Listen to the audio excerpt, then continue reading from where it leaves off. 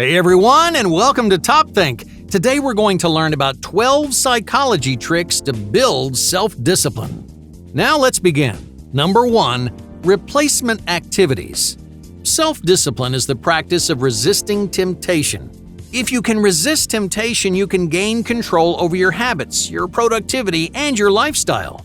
But how do you train your brain to ignore all the temptations in your life? Alright, let's say you want to reduce the number of hours that you spend on social media. Normally, you scroll through social media during your downtime. If you want to increase your self-control, then you replace your social media with a different pre-selected activity. So every time you feel like scrolling through your feed, you do your replacement activity instead. Read a book, talk to a friend, do some deep breathing exercises. You can choose whatever replacement activity you want. But the goal is to channel your negative urges into positive habits. Over time, those positive habits will feel more natural, and your vices, they will fade into the background. Number 2. The hot and cool system. Self-control is a hot and cool system. When you're hot, your brain is swept up into passionate, impulsive emotions. In this state of mind, people make reckless decisions without considering their long-term consequences. When you're cool, your brain thinks slowly and logically, it weighs the options, and it makes safe, educated decisions. Most people struggle with self-discipline because their hot system makes all their choices for them. Their emotions get the best of them, and their impulses take over.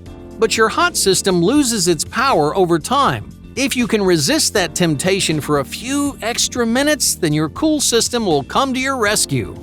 And your decision-making will improve significantly. So if you want to build your self-discipline, then empower your cool system to make smart, long-term decisions. Alright, let's say you're about to spend money on a new computer. Your hot system gets excited and your emotions take hold. When you feel yourself getting excited, just force yourself to step away. Take a 15-minute break. During those 15 minutes, your cool system will take over.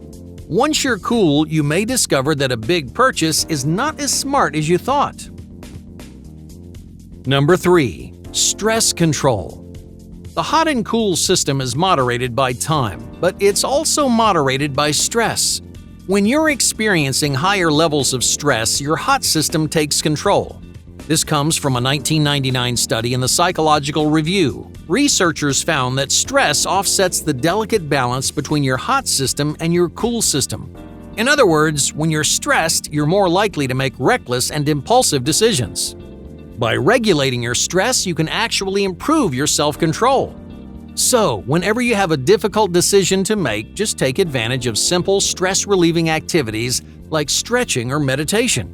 These exercises can decrease your stress, which ultimately improves the quality of your choices. Number 4. Environmental impact. Alright, let's say that two people are trying to live more disciplined lives. Both people want to increase their productivity. One person practices their new productive habits in a library. The other person practices their habits in a movie theater. Who do you think is going to find more success? Your environment plays a huge role in your self-discipline. So if you put yourself in tempting situations, it's far more difficult to make good choices. So use your environment to your advantage. Number 5. Disciplinary fuel. According to some scientists, you can almost instantly increase your self-control with one simple trick. A 2007 study in the Journal of Personality and Social Psychology found that willpower has a strong association with cellular energy. In other words, if your body doesn't have enough fuel, your willpower decreases. So how do you give yourself a big boost of willpower? You supply your body with the fuel it needs to make smart choices. Before making a decision or tackling your work, enjoy an energy-rich meal. Refuel your body and give your brain the energy it needs to stay in control. Number 6. One small step. Oversized expectations can ruin your self-control. If you're intimidated by the obstacle in front of you, then it feels impossible to be productive. Luckily, there's an easy way to trick your brain into overcoming any obstacle.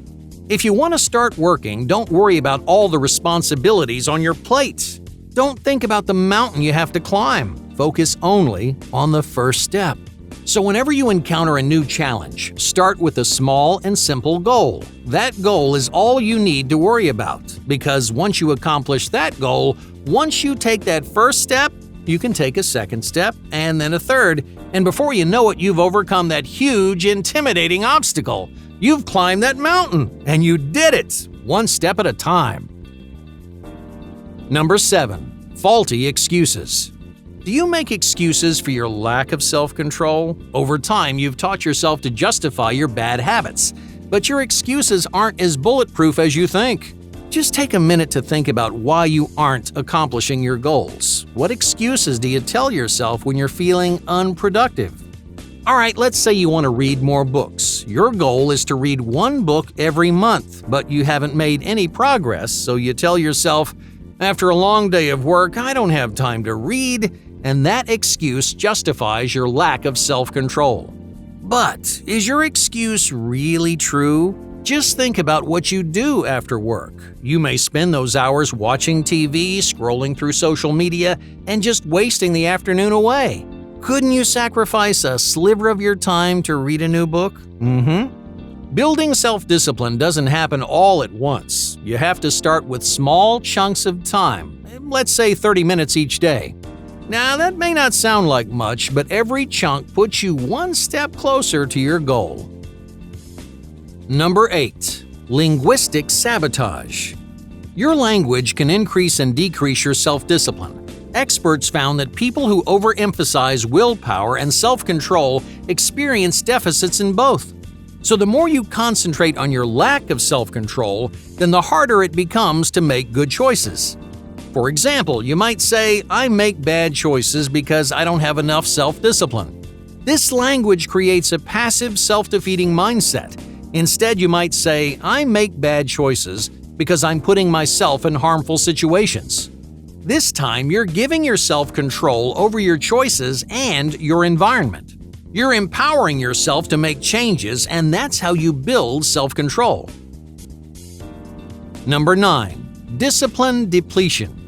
Self-discipline, scientists explain, is like a muscle. It gets stronger the more you train and practice. But muscles do get tired. If you practice too much, you experience fatigue. In the same way, there's a limit to how disciplined one person can be. If you try too hard, you may experience depletion. You lose the energy required to make good decisions. Even though your heart's in the right place, too much enthusiasm may come back to bite you. So if you want to build self-discipline, then work on your bad habits one at a time and give yourself a break every once in a while. You can't expect 110% every second of the day. Disciplined people have self-control to make smart, long-term decisions, but they also have the self-awareness to relax, recover, and reward themselves for a job well done. Number 10. Advanced decisions. Self-discipline is limited, so how do you make good choices without depleting your energy? Smart decision makers avoid impulsive decisions by making their choices in advance. Alright, let's say you want to increase your productivity at work, but you find yourself picking up your phone more often than you should. It takes a lot of energy to resist this continuous temptation, so a smart decision maker would save themselves the trouble. They would eliminate this distraction by leaving their phone at home. This technique takes advantage of your hot and cool system. By making planning in advance, you can make decisions when you're cool. And that way, when you're hot, all your temptations are already off the table. You can also plan ahead to reduce the number of decisions that you make each day. You may not even realize it, but you make hundreds of little choices on a daily basis. And that consumes a lot of energy. If you eliminate those small decisions, then you'll save extra energy for the moments that matter most. Number 11. Habit measurement. Do you know how much time you spend on your bad habits? You may be wasting hours every day on meaningless activities, but it doesn't feel like hours. You engage with these distractors in short bursts. Many people, for example, pick up their phones hundreds of times every day. You check messages and emails, you check the time, the weather, and the news, and by the end of the day, you've spent 4 or 5 hours on your phone. To save yourself hours of wasted time, try measuring the time you spend on your bad habits. If, for example, you pick your phone up too often, there are applications you can use to calculate just how much you're losing. These measurements are great motivators. They force you to take responsibility for the time you're wasting. You're much more likely to avoid your bad habit when you're conscious of the damage you're doing. So start measuring your bad habits today, because chances are you've wasted enough time already. Number 12. Consistent performance. Some days you'll set records and empower your personal growth. Other days you'll do just enough to get by, but that's okay. Whether it's a good day or a bad day, there's only one thing that matters. You showed up and you tried. To build self-discipline, you don't have to function at the top of your game every single day. What really matters is consistency. If nothing else, make sure you always follow through. Even if it isn't your best work, even if you're tired and unmotivated, if you want to increase your self-control, then you need to show up at your best and at your worst. Hey, thank you for watching Top Think, and be sure to subscribe because more incredible content is on the way.